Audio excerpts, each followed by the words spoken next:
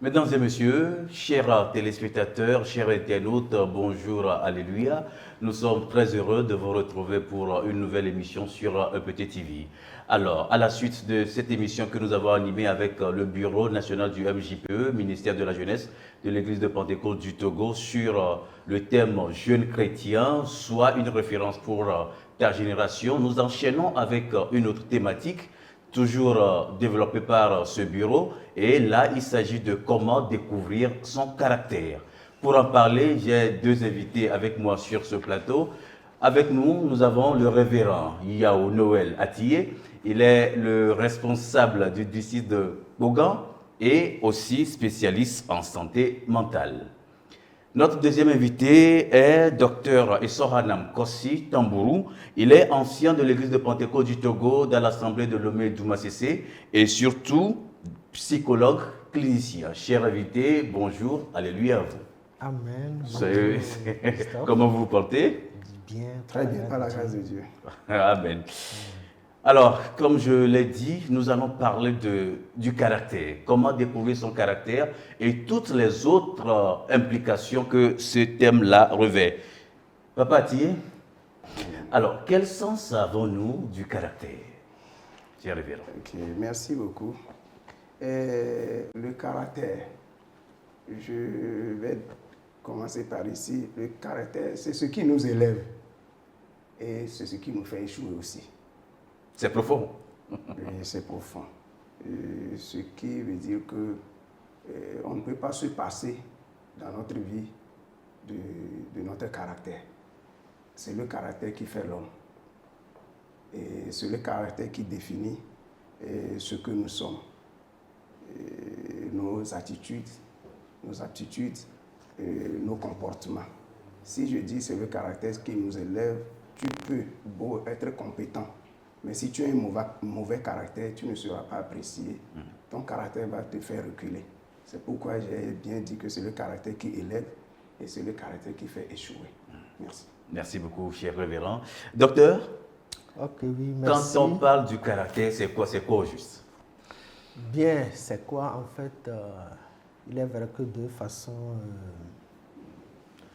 scientifique, on dit que c'est un ensemble de traits, de personnalité, des attitudes et des aptitudes, sinon de comportement qu'une personne développe face à des situations. Mais il faut aussi reconnaître qu'il fait référence aux qualités morales et éthiques d'une personne.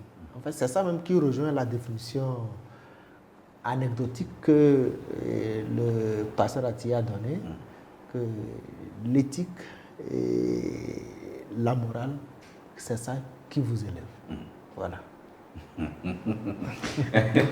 L'éthique, la morale, c'est ça qui vous élève. Voilà. Autrement dit? Autrement dit, c'est que c'est la partie quand même de notre être qui est sensible à l'influence de l'éducation. Le caractère, on ne naît pas avec, mais il se développe par rapport aux influences de l'éducation, aux influences du milieu dans lequel nous sommes, et à l'influence aussi de ceux que nous fréquentons.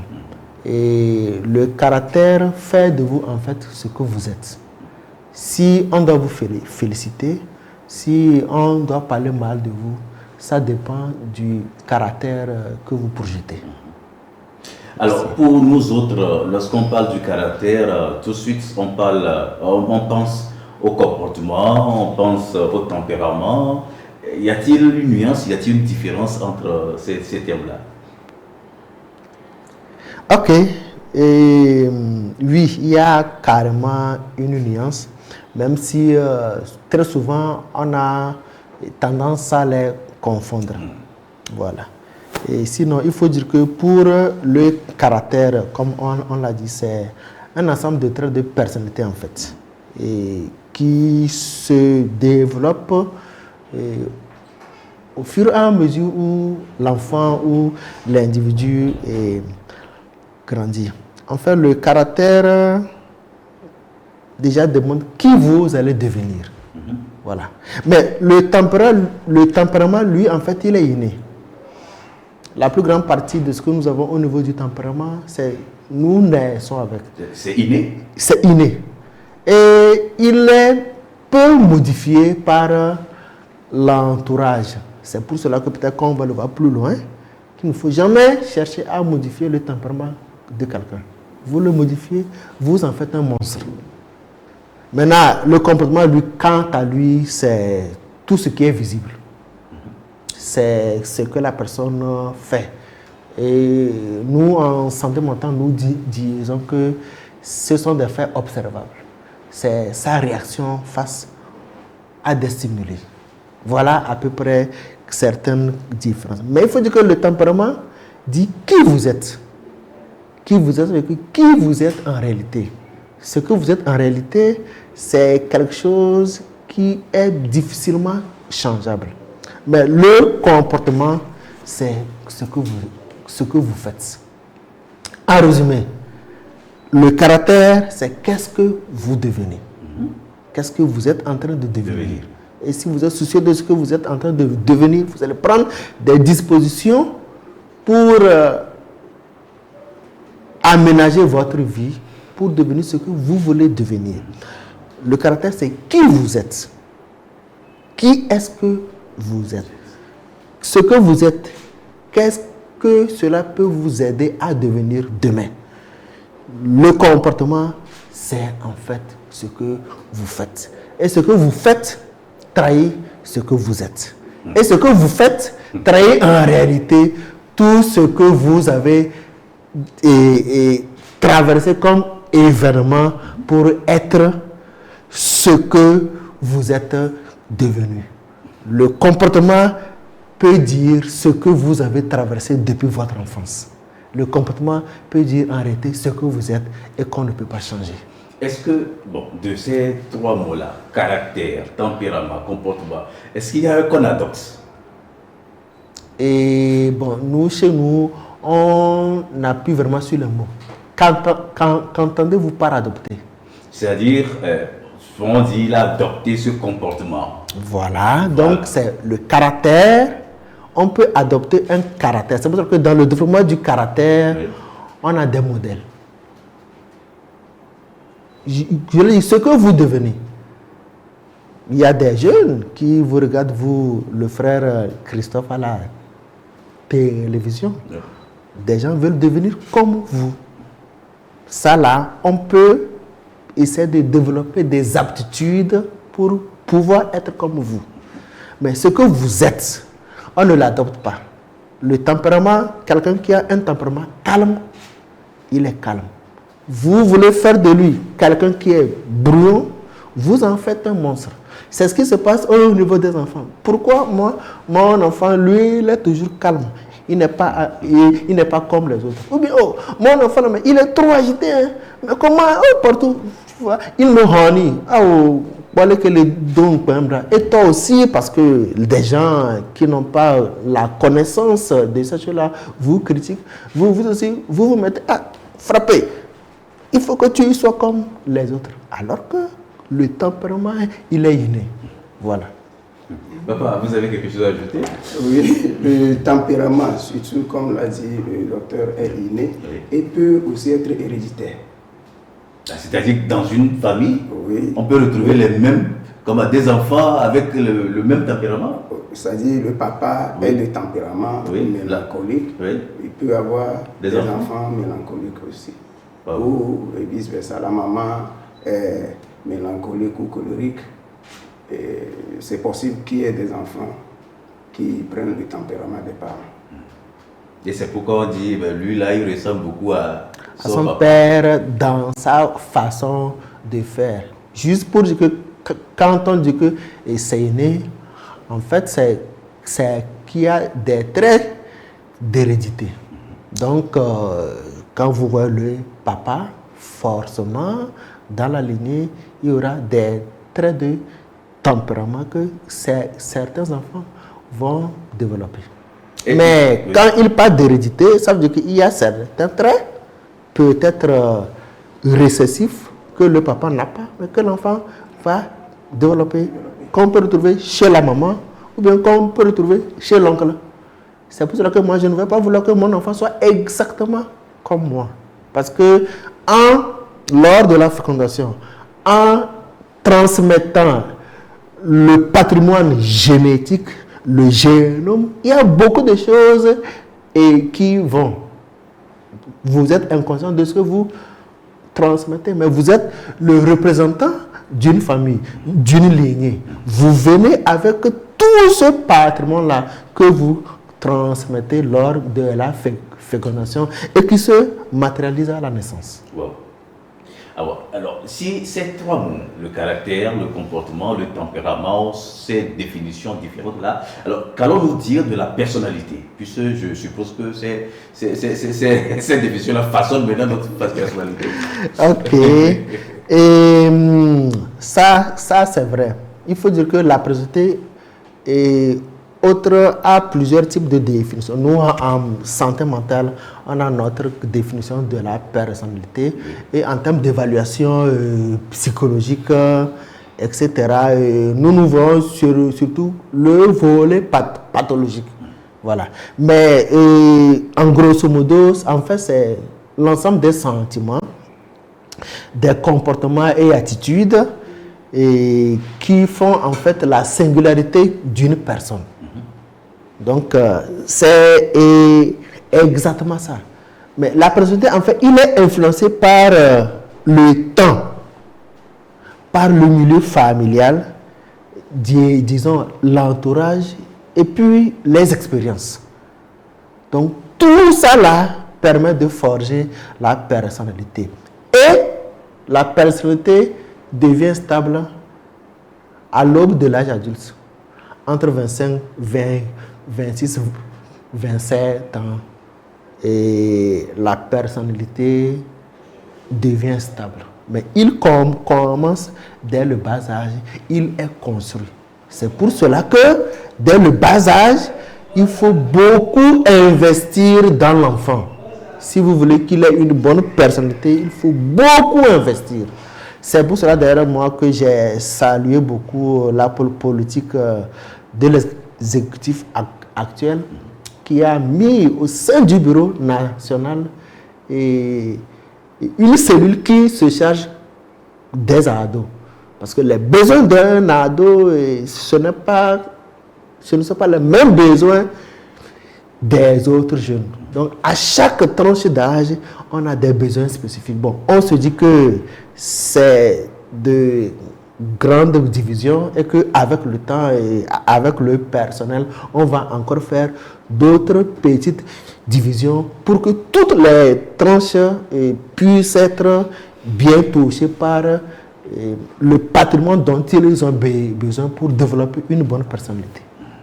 Alors, Papa Attié, dans ces conditions-là, vous, en tant que pasteur, je veux dire, si nous avons des jeunes dont la personnalité n'a pas été bien bâtie en amont, ça veut dire que ça va poser problème. Bien sûr, parce que la personnalité, on le possède dès la naissance. Et ça se base surtout sur le tempérament. Ça se base sur le tempérament. Donc, si un jeune ou un ado est mal parti, dans le cas de la personnalité, d'abord, il devient un problème. Mais est-ce que nous connaissons, c'est-à-dire est-ce que nous arrivons à prendre le temps de voir si la personne a un problème avec sa personnalité? Pour le moment, non. Mais comme le dit le docteur, merci au Seigneur de ce que l'exécutif actuel est conscient de la situation et nous allons voir la manière dont le président s'investit dans la jeunesse et surtout au niveau des ados. C'est pourquoi vous allez voir maintenant il y a des séminaires, des conférences qu'on n'a jamais eues. Donc ce qui veut dire que nous sommes en route. Et partant de là, nous allons commencer par étudier les ados cas par cas pour voir si un ado ou un jeune a le problème de personnalité et que faire. Merci beaucoup, Papa. Alors, beaucoup peuvent se poser la question, mais qu'est-ce qui se dit? Quel est le lien avec ce thème-là et la jeunesse de l'église de Pentecôte du Togo? Tout cela, ce n'était que l'introduction. Nous venons maintenant au fait. Pourquoi est-il important de découvrir son caractère? Docteur Tambourou. Vous savez, nous l'avons déjà dit, hein, le caractère, il doit être découvert parce que c'est le moteur de la vie active. Et découvrir son caractère, en fait, ça permet de se connaître d'abord soi-même. Vous vous connaissez, vous savez ce que vous êtes, vous connaissez vos capacités. Ça vous permet également de vous comprendre. Quand vous vous comprenez, ça vous permet aussi de comprendre les autres. Quand vous vous comprenez, vous arrivez à faire ce qu'on appelle des choix éclairés. Et cela peut-être va vous aider maintenant à interagir positivement avec les autres.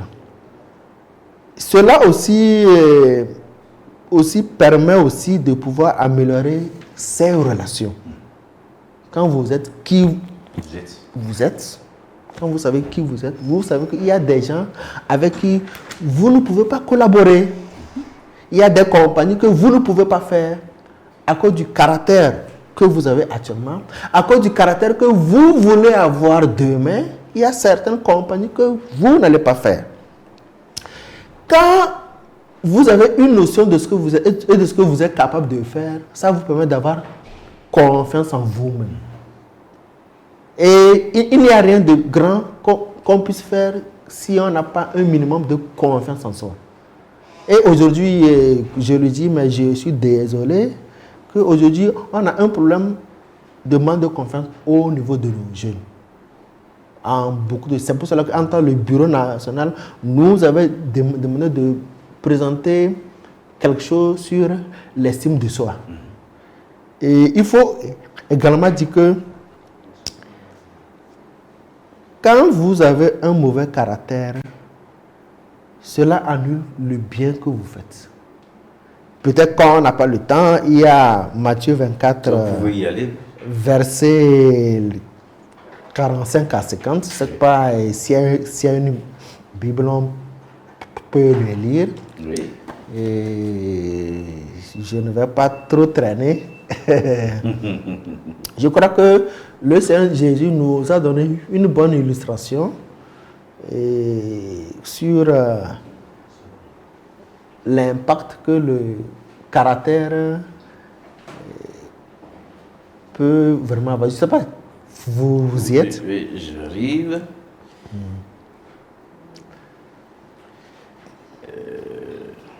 Sinon, j'ai juste cité ce passage pour montrer que un bon caractère vaut une promotion.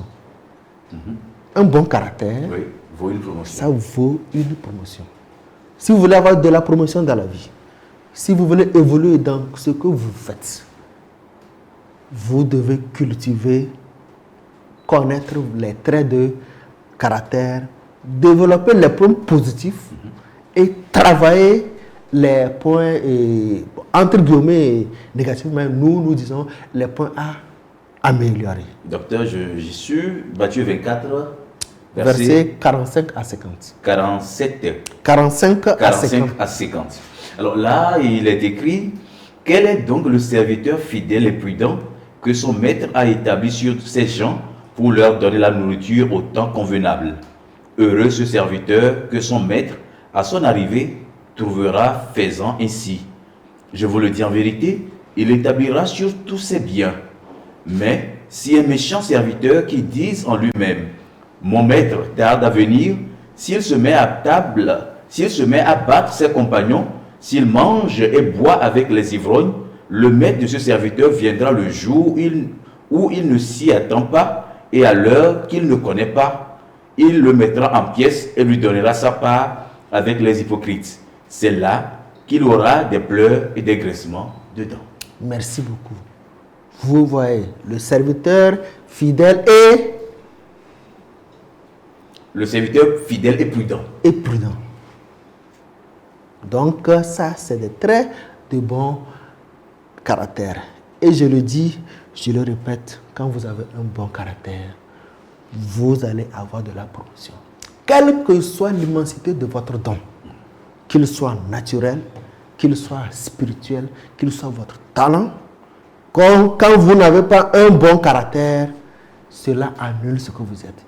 Regardez ce qui se passe. Beaucoup de gens ont vu leur ascension bloquée à cause de leur caractère.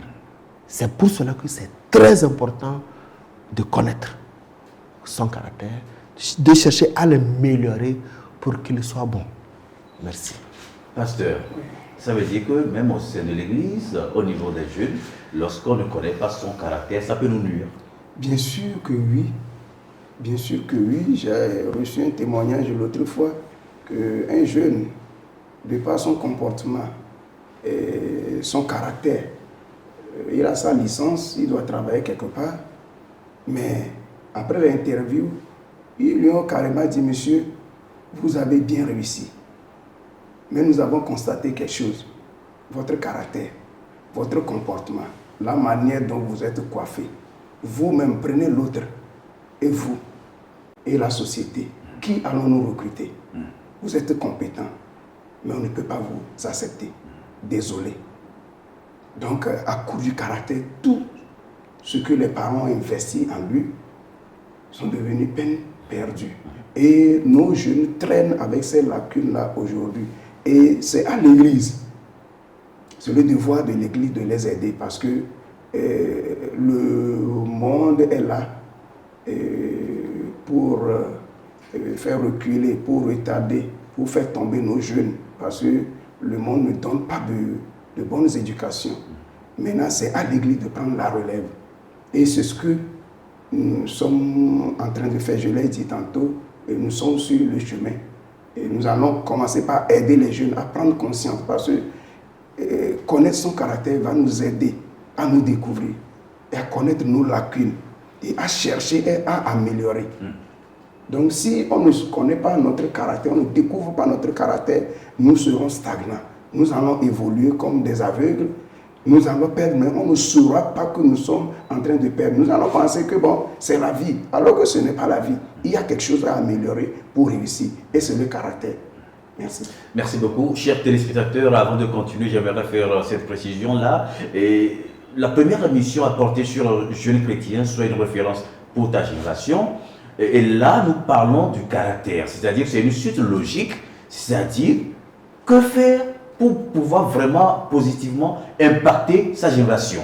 Nous continuons, et s'il en est ainsi, quels sont ces différents traits de caractère qui existent et que vous pouvez aujourd'hui dire, en parler pour aider cette jeunesse-là? Merci beaucoup. Fidèle de Pentecôte, jeune pentecôtiste, depuis ce qu'on appelle le Sunday School, tous ces enseignements que nous recevons, tout est fait pour nous inculquer les traits de bon caractère. On a des traits positifs, tels que l'honnêteté, la patience, le courage, l'empathie. L'empathie, c'est la capacité de se mettre à la place de l'autre, de sentir ce qu'il ressent et de le comprendre. Avoir la compassion. Avoir de la compassion également. Mais dans le caractère, il n'y a pas que ce qui est positif. Il y a des traits en fait qu'on peut améliorer, qui peuvent présenter une façade positive. Par exemple, l'impulsivité. L'impulsivité, c'est un caractère à travailler. Parce que ce n'est pas dans tous les cas qu'il faut être impulsif. Voilà. Par exemple, il y a le manque de confiance. Il y a la timidité excessive. Et à ne pas confondre timidité et puis l'hypocrisie. Et donc, au niveau de la Bible, dans l'épître de Paul aux Galates, le chapitre 5, on a le fruit de l'esprit. Tous ces traits-là, si on les recherche, ils vont nous aider. Après, on a la justice, la miséricorde, la compassion, comme vous l'avez dit, le pardon, la persévérance. Voilà. Merci beaucoup. Pasteur, vous avez ajouté? Non, le docteur a tout dit. Donc, il y a des traits à améliorer. Donc, il nous faut d'abord nous connaître. Voir si ces traits-là se retrouvent dans ma vie. Alors que si nous prenons notre Bible, comme l'a dit le docteur, on nous l'enseigne depuis. Maintenant, quitte à nous de faire la comparaison. Comparer notre vie à ce que la Bible dit. Si ce n'est pas conforme, il faut voir ce qu'il faut améliorer. Et en cherchant à s'améliorer, le Saint-Esprit est là pour nous appuyer. Et le changement arrivera à coup sûr parce que nous comptons déjà sur l'Esprit. Notre force ne peut pas nous aider, notre capacité ne peut pas nous aider, mais quand nous nous confions à l'Esprit et nous avons envie de changer ces traits négatifs, nous allons changer. Merci. Une chose est de vouloir changer ces traits de caractère qui sont négatifs, mais l'autre chose c'est d'arriver à savoir que j'ai ce trait de caractère qui n'est pas bon pour moi-même et pour la société dans laquelle je vis aussi. Alors, est-ce qu'il y a des outils pour pouvoir découvrir son caractère, docteur? Ok. En fait, il y a plusieurs outils. Vous savez, si vous venez en consultation en santé mentale, on va vous aider grandement. Mais cependant, il y a des méthodes que nous appelons des méthodes d'auto-évaluation. Il y a l'auto-réflexion, le fait que vous-même vous réfléchissez sur votre vie. Et je crois que cela va vous permettre, si vous êtes sincère avec vous-même, vous découvrirez les traits qu'il faut améliorer. Il y a aussi le retour des autres. Le retour des autres, c'est ce que les gens pensent de vous. C'est ce que les gens disent que vous faites. Mais là-bas, attention, il y a un piège.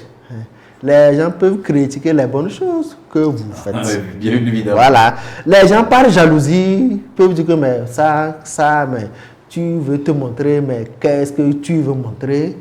Voilà. Les gens peuvent avoir ce genre de comportement. Également, au niveau de nos jeunes. Toi, tu as 20 ans, tu n'as pas de copains?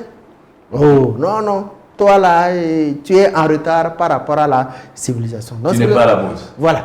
Tu n'es pas à la mode. Donc, ça, c'est un piège à éviter au niveau du retour des autres. Mais, un jeune pentecôtiste qui lit la parole de Dieu, qui participe aux enseignants, qui participe au culte, ne peut pas tomber dans ce piège-là. Maintenant, il y a aussi l'observation de soi dans de diverses situations. Devant cette situation-là, la façon dont j'ai réagi, est-ce que c'est bien? Voilà. Est-ce que la façon dont j'ai fait là, non, ce n'est pas bien. Donc, une rétrospection. Voilà, c'est une introspection par rapport aux actes que vous posez. Ça, c'est voilà quelques outils personnels d'auto-évaluation et personnelle.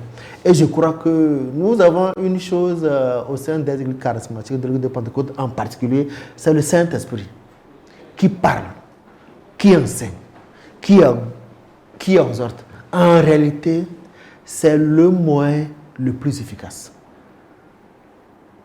Pourvu que nous puissions l'écouter. Et c'est là où je m'en vais et je fais vraiment appel à la jeunesse d'aujourd'hui. Et je crois que je ne suis pas encore vieux, je crois que je n'ai pas encore 50 ans, mais je continue à chercher. Mais je crois que ce que nous étions il y a 20 ans, ce n'est pas ça que nous sommes en train de voir. Chercher Dieu, faire des jeûnes personnels, crier à Dieu, je veux développer ce trait de tempérament, je veux développer ce trait de personnalité. Oh Dieu, sauve-moi. C'est des moyens les plus efficaces pour pouvoir connaître son caractère. Et mieux encore, pour pouvoir le développer positivement. Je vois dans cela aussi l'humilité. C'est-à-dire qu'il faut être humble pour accepter ce qu'on vous dit sur vous-même et chercher à s'améliorer. Voilà. Et d'ailleurs même, l'humilité même, c'est la base.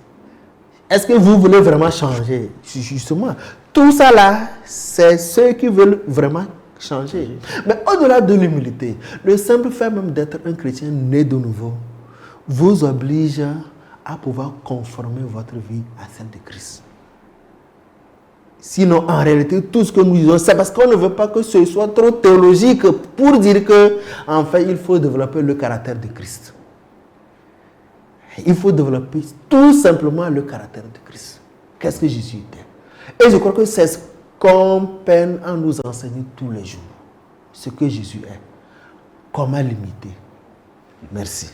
Pasteur, comment Jésus est? Chercher à imiter Jésus, ça nous renvoie à notre thème de l'année. Bâtir l'Église de la connaissance de Christ et les vertus chrétiennes. Oui. Oui.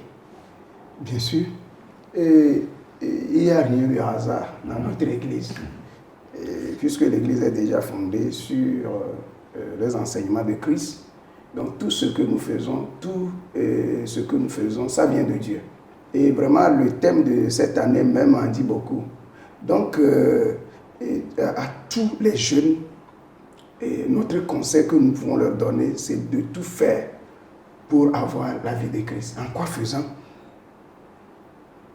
D'abord, en soutien, en ayant ces outils pour pouvoir transformer notre caractère. Le docteur a cité beaucoup de points.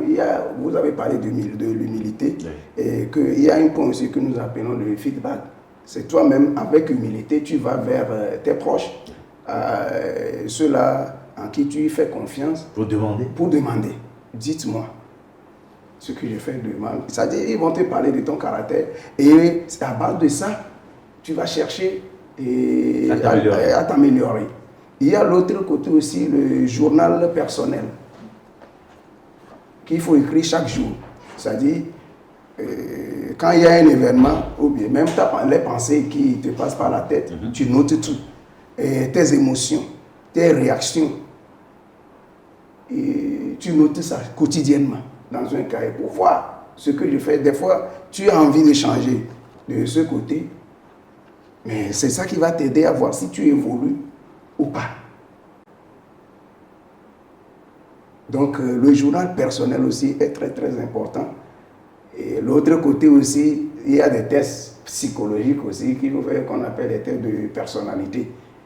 Et quand ça ne va pas, on se tourne vers les psychologues qui vont vous aider dans les tests de personnalité. Cela nous aide à savoir qui nous sommes. Et c'est des questionnaires, c'est des questions qu'on va vous poser, mais qui permettra aux spécialistes de découvrir qui vous êtes réellement. C'est vrai que nous parlons de la jeunesse, mais avoir toute cette définition, bien ces outils-là qui sont donnés, je me dis que tout chrétien, tout bon chrétien a besoin de faire ces auto-évaluations-là. Pasteur? Bien sûr que oui. Bien sûr que oui. La Bible même nous le recommande. C'est-à-dire, on ne peut pas avancer comme des aveugles, même si nous adorons Christ, et qu'on ne fait pas des introspections, on ne fait pas ces auto-réflexions, et on risque de tomber. Et c'est ce qui fait que des fois, nous recevons des enseignements sur permettez-moi, les médias, et qui sèment des confusions et dans notre foi, dans la pratique de notre foi quotidienne, et cela nous met en déroute. Dimanche passé, le thème que j'ai développé à l'église, c'est les abus spirituels. Et ces abus spirituels, ça émane du manque d'auto-réflexion, c'est ce qui nous conduit vers ces déroutes. Donc, un bon chrétien doit s'asseoir. Des fois, tu cours, tu t'assois. Même Jésus a dit à ses disciples, qui les gens disent que je suis. Et après, il dit, et vous? Donc, si Jésus lui-même l'a fait, et pourquoi pas nous? Merci. Merci beaucoup, docteur. J'aimerais qu'on revienne un peu en arrière. Tout à l'heure, on a parlé de tempérament. Tempérament. Je crois qu'on a plusieurs types de tempérament. Est-ce que vous pouvez revenir un peu là-dessus? Effectivement, au niveau des tempéraments, Et on a deux grands types. Hein. On a les introvertis et on a les extravertis. Donc, les introvertis, généralement, c'est des gens de tempérament calme, qui sont repliés sur eux-mêmes. Les extravertis, c'est des gens qui se sentent bien en relation avec les autres. Donc, au niveau des introvertis, on a le mélancolique. Voilà. Et au niveau des tempéraments, comme nous l'avons dit au niveau du caractère, il y a des points positifs et puis on a aussi, bon, nous on parle de points à améliorer. Puisque ces points-là peuvent être positifs dans certains cas. En fait, c'est dans le piège là que nous tombons. Oui. Voilà. Et puis, il y a le phlegmatique qui est l'introverti très calme. En effet, on parle de Amefatou. Il est très calme. Maintenant, au niveau des extravertis, on a le sanguin. C'est l'extraverti passionné, comique. Il est volontariste. Il peut être facile à faire des amis. Mais il y a l'extraverti sérieux qui est le colérique, qui se démarque par une colère qui vient rapidement, mais qui, en contrepartie, qui est un leader né. Voilà à peu près, puisque on n'est pas en train de faire un truc sur les tempéraments, mais voilà, c'est les 4 types de tempéraments que nous avons. Ok, merci beaucoup. Et l'objet même de cette émission, pour nos jeunes et tous les membres de l'Église de Pentecôte du Togo, c'est d'arriver à découvrir son caractère. Comment découvrir son caractère, pasteur? Ok, merci. Je pense que nous l'avons déjà dit. Découvrir son caractère requiert d'abord la volonté. La volonté. Et si on n'a pas la volonté de se découvrir, nous allons rester là où nous sommes, sans savoir ce que nous sommes en train de faire. Et d'abord, c'est commencer par savoir ce qu'est le caractère. Et c'est ce qu'on a commencé par développer aux jeunes. Et les différents caractères. Et vous allez voir les points maintenant, quand vous découvrez qui vous êtes, qu'est-ce qu'il faut faire maintenant? Donc, ce qu'il faut faire d'abord, c'est d'identifier les aspects à améliorer dans notre vie. D'abord, il faut commencer par la comparaison. Et le docteur l'a dit, tantôt, il faut avoir un modèle. Qui je veux ressembler dans son comportement, dans son caractère. Et déjà, le décor est planté à partir d'un modèle.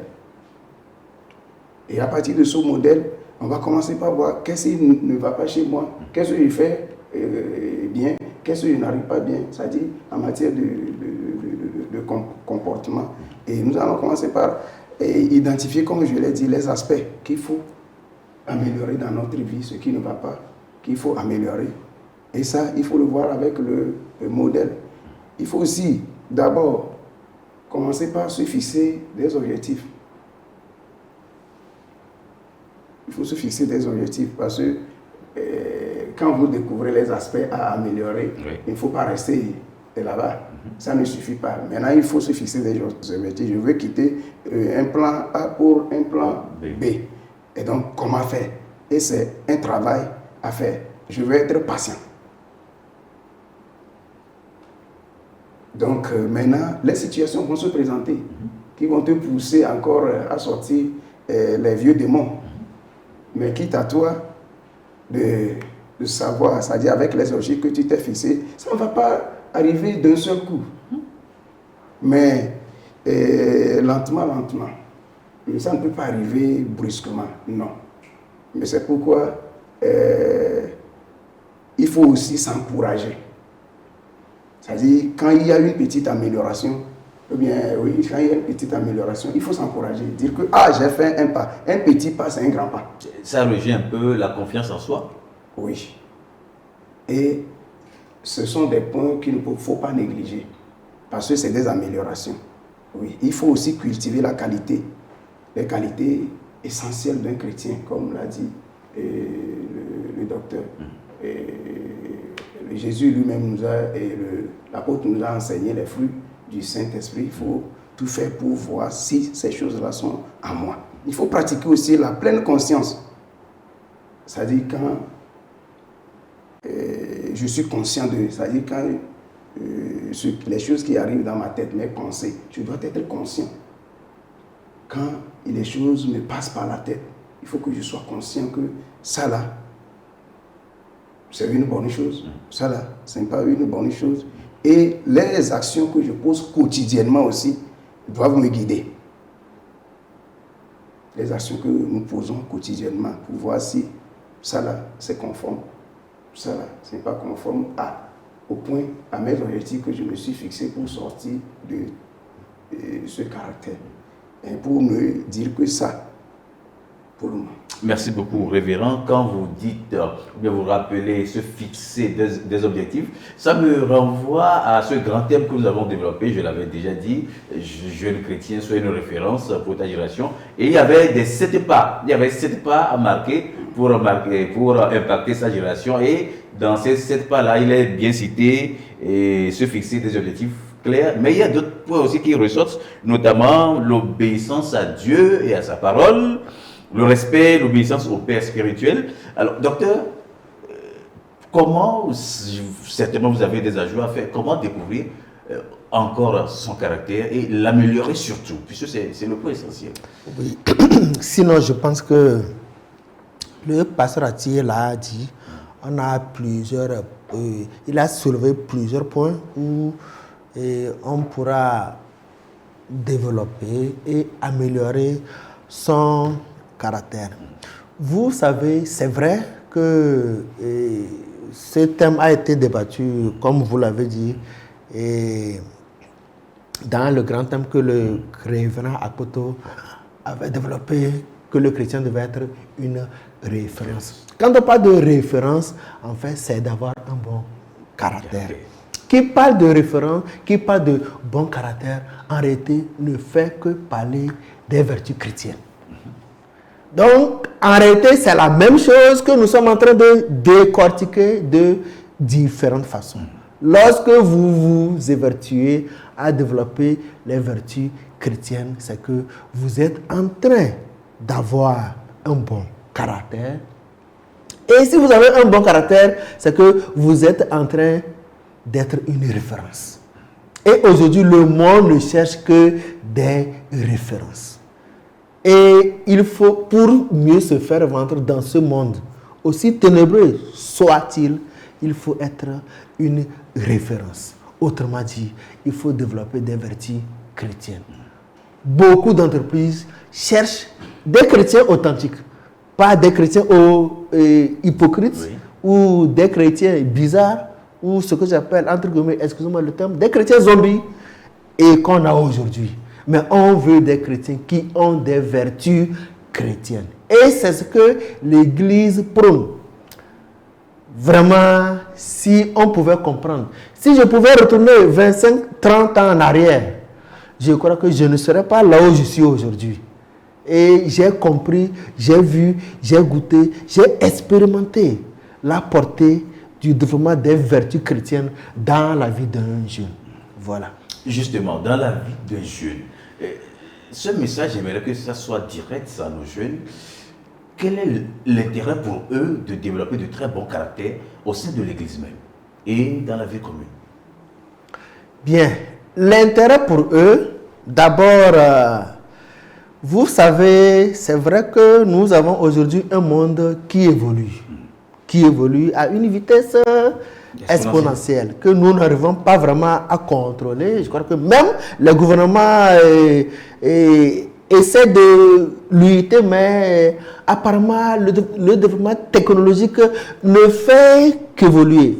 Votre enfant de 5 ans vous demande papa, est-ce que vous connaissez ce que c'est que la couleur indigo? Je vous dis que j'ai cherché dans mes souvenirs, ce que c'est que la couleur indigo. Je dis, oh papa, c'est ça la couleur indigo. Un enfant, moi, un enfant de 5 ans. Bon, finalement, je me demande ce que j'ai foutu à l'école jusqu'à ce niveau. Donc, c'est juste pour dire qu'aujourd'hui, quand la philosophie dit que l'enfant c'est le père de l'homme, aujourd'hui, nos enfants nous dépassent en beaucoup de choses. Mais seulement ce qui manque à cette jeunesse, c'est le développement des vertus chrétiennes. Quand vous avez les vertus chrétiennes, vous avez la clé qui ouvre toutes les portes. Lorsque le sol est dur, lorsque la situation dans laquelle, je veux parler de l'entreprise, d'un environnement est compliqué, la vertu chrétienne, ajoutée à l'action du Saint-Esprit, c'est une clé qui ouvre toutes les portes fermées. Je crois qu'il suffit seulement de vouloir l'expérimenter. C'est pour cela que ce thème de référence est important à prendre en compte parce que on ne peut pas être une référence quand on copie ce que les autres font. On ne peut pas être une référence quand on suit la foule. On ne peut pas être une référence quand on ne réfléchit pas avant d'agir. On ne peut pas être une référence quand on agit parce qu'on a le sentiment que, ok, ce que je fais, c'est bon. On ne peut pas être une référence quand on n'a pas de bon modèle. Et on ne peut pas être une référence quand on ne travaille pas sur soi. On ne peut pas être une référence quand on ne se prive pas de sommeil. Quand on ne ménage pas, quand on ménage notre corps. On ne peut pas être une référence quand on veut vivre comme on veut. On ne peut pas être une référence quand on ne s'humilie pas. On ne peut pas être une référence quand on ne cherche pas à faire ce que les autres n'ont pas pu faire. Grosso modo, pour être une référence, il faut rechercher, pratiquer les vertus chrétiennes.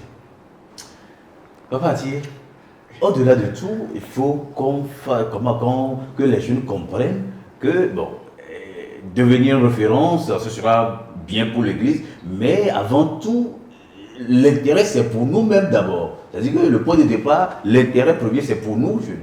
Bien sûr, bien sûr. Et devenir une référence, ce n'est pas une chose facultative.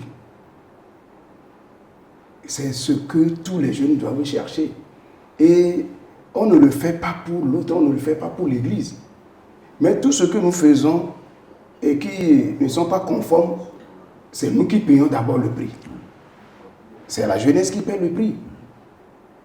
Si un jeune cherche à se découvrir, à être un modèle, et là, comme l'a dit le docteur, il doit travailler sur lui-même. Chercher à faire ce que les autres n'arrivent pas à faire. Donc si les autres dorment, toi tu ne vas pas dormir. Au moment où eux ils dorment, toi tu fais des recherches. Et le monde nous offre beaucoup d'opportunités. Mais nous-mêmes, nous sommes limités en imitant nos prochains. Parce que je veux faire comme celui-ci. Celui-ci a fait ceci, je veux le faire. Non. Non, non. Et en ne développant pas de mauvais caractère aussi, ça agit sur notre vie et notre avenir, notre propre avenir. Parce que même si tu es commerçant, tu n'as pas un bon caractère, tu vas chasser tes clients. Tu ne peux pas travailler aujourd'hui en ayant un mauvais caractère. En ayant un mauvais caractère. Donc, être un modèle, ça va dans l'avantage des jeunes eux-mêmes. Parce que le docteur vient de le dire, le monde évolue. Et aujourd'hui, pour trouver une place, pour se tailler une place, il faut se mettre à l'écart. Travailler son caractère. Faire au-delà de ce que font les autres. Le monde forme des médiocres, mais veut les meilleurs. Et les meilleurs, on peut, ça dit, si pour trouver les meilleurs, les chrétiens sont des potentiels meilleurs. Parce que la Bible nous enseigne les vertus. Et si nous possédons ces vertus, si nous appliquons ces vertus, si nous vivons selon ces vertus, le monde va nous chercher. Parce que quel entrepreneur va prendre un bandit? Un rebelle qui va recruter un rebelle? Non. Mais Proverbe 22, verset 6, nous le dit déjà, nous sommes déjà formés. Donc si les jeunes chrétiens s'attelle aux enseignements que l'Église donne déjà, je pense que nous avons déjà gagné le monde. Merci beaucoup. Papa, parlant de personnalité, vous avez dit que ma personnalité est forcément différente de la vôtre.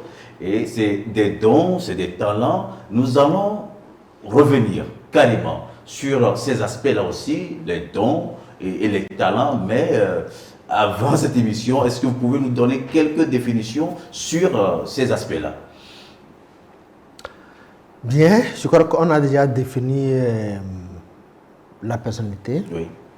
On a défini le caractère, le don, et c'est des aptitudes que nous avons. Parce que habituellement, on confond le don et puis le talent. Le talent. Le talent, c'est un don naturel. À part le don naturel, nous avons le don spirituel. Donc, le don spirituel, c'est ce que nous avons par l'entremise du Saint-Esprit. Le talent, c'est ce que nous avons lorsque Dieu nous a créés, c'est ce que nous avons. Par exemple, l'intelligence. Par exemple, le fait de faire de beaux dessins. Par exemple, le fait de faire bien les mathématiques. Par exemple, le fait d'avoir une fluidité verbale, une éloquence qui vous permet de convaincre même l'homme le plus sceptique. C'est le don. Mais le Saint-Esprit, maintenant, lui, il vient pour amplifier ce don naturel que vous avez. Et il n'y a aucun individu sur cette terre créé par Dieu qui n'a pas de don. C'est vrai qu'il y a un problème de découverte de son don. Ça, je crois que prochainement, on va le voir. Mais je voulais insister sur le don du Saint-Esprit, que tout le monde doit rechercher. Même si vous avez un talent naturel qui ne brille pas, quand le Saint-Esprit, lui, il vient, il se met en action, il rehausse l'éclat de ce don naturel, il le fait exploser et fait de toi une référence. Merci. Merci beaucoup, papa. Nous sommes pratiquement arrivés à la fin de cette émission. Papa Thié, votre mot de la fin? Merci. Je rends grâce à Dieu pour la vie des autorités de l'Église, et en l'occurrence le président de l'Église qui a pris sur lui, à bras le corps, de voir la jeunesse de cette Église s'exploser sur le plan positif. Et qui met aussi les moyens pour que cette jeunesse-là puisse se développer. Et je dis merci aussi à son exécutif et au secrétaire général pour tout ce qu'ils sont en train de faire à l'endroit de nous, les jeunes. Et je vais aussi me tourner vers la jeunesse. Nous n'allons pas parler de l'avenir. Nous sommes l'Église d'aujourd'hui. Nous sommes la force de l'Église. Si nous réussissions, l'Église va réussir. Donc, mon conseil à tous les jeunes, c'est que l'Église a confiance en eux. Nos regards se fixent sur eux. L'Église veut les voir aller très, très, très, très loin. Donc, s'il y a des choses à travailler, c'est le moment pour que nous puissions et demain, voir nos jeunes dans de grandes positions et sur le plan international, sur le plan national et même dans notre Église. Donc, revenons à nous, humilions-nous, cherchons à améliorer, Dieu aidant, ça va aller. Merci beaucoup, papa. Docteur, votre mot de la fin? Merci beaucoup à mon tour. Déjà, c'est ma première fois oui, bien sûr, de pouvoir arriver sur ce plateau. Et j'avoue que je ne connaissais même pas l'endroit. Je demandais que c'est dans quel quartier. Donc, en ce sens, je ne suis pas une référence. non. Mais à partir de ce soir, je suis devenu référence parce que aujourd'hui, je peux indiquer aux gens que le siège de la télévision EPT TV se trouve à l'étage du siège. Merci. Mais je m'en vais vraiment beaucoup encourager surtout nos papas, je vais parler de l'exécutif, en l'occurrence le président de l'Église, pour vraiment cette vision qu'il a d'impacter, de pouvoir doper la jeunesse pour qu'elle puisse se surpasser. Et je vais également leur demander d'être patients parce que nous les jeunes, on n'écoute pas vite. Mais mieux on écoute, ça je m'adresse à la jeunesse, mieux on écoute vite, mieux c'est. Parce qu'en réalité on n'a pas le temps. Hein. On n'a vraiment pas le temps. Le temps ne fait que filer. Ce que vous devez faire aujourd'hui, si vous ne le faites pas, vous vous rendez compte que 2 jours après, il est vraiment trop tard. C'est pour cela vraiment il faut écouter. Il faut se mettre au travail. Aucune ville n'a jamais évolué avec les tiraillements, avec les soulèvements. Tout ça, en réalité, ça n'a jamais rien donné. Il vaut mieux se concentrer sur soi. Il vaut mieux travailler ses potentialités. Et vous allez voir que aujourd'hui, où c'est vous qui suivez les gens, vous les suppliez de pouvoir vous intégrer. Mais quand vous vous cachez, vous travaillez sur vous. Demain, ils seront obligés de vous appeler. Ils seront obligés de vous rechercher parce que vous avez pris du temps pour travailler sur vous. Et je crois que l'Église offre tout un arsenal à la jeunesse de l'Église de Pentecôte pour pouvoir travailler sur soi et pour devenir une jeunesse meilleure. Comme le pasteur l'a dit, nous avons confiance en vous. Je le disais, toutes ces formations que nous faisons par l'entremise du Bureau national de la jeunesse, bon, c'est vrai, inspiré par le président de l'Église, nous, on ne l'a pas eu. Et je le dis et je le répète, que si moi j'avais eu ces choses-là, je n'allais pas être ici aujourd'hui. Mais je crois que c'est l'occasion. Il faut qu'ils saisissent l'occasion pour pouvoir être, comment je vais le dire, une fierté pour leur famille. Aucun parent ne voudra voir que son enfant échoué dans la vie. Aucun. Et je ne suis pas aussi sûr qu'un jeune va vouloir être un échec. Parce que vous êtes jeune aujourd'hui, vous êtes parent de demain. Vous êtes jeune aujourd'hui, vous êtes parent de demain. Et l'enfant va s'enorgueillir pour dire que mon papa est tel, mon papa est tel. Quelle fierté veux-tu donner à ton enfant demain? C'est dans ta main. Commence à travailler aujourd'hui pour que ton enfant demain soit fier de toi. Merci. Merci beaucoup, Dr Tambourou.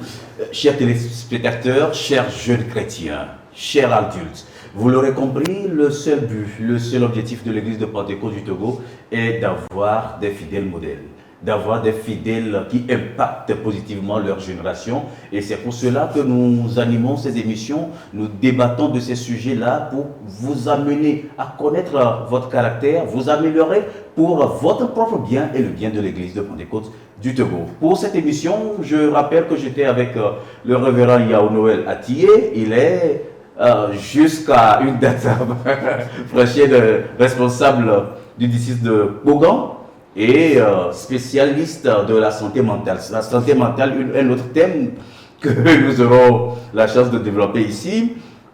Aussi le docteur Essor Hanam Kossi Tambourou, il est clinicien et ancien de notre église à Lomé Douma Sissé.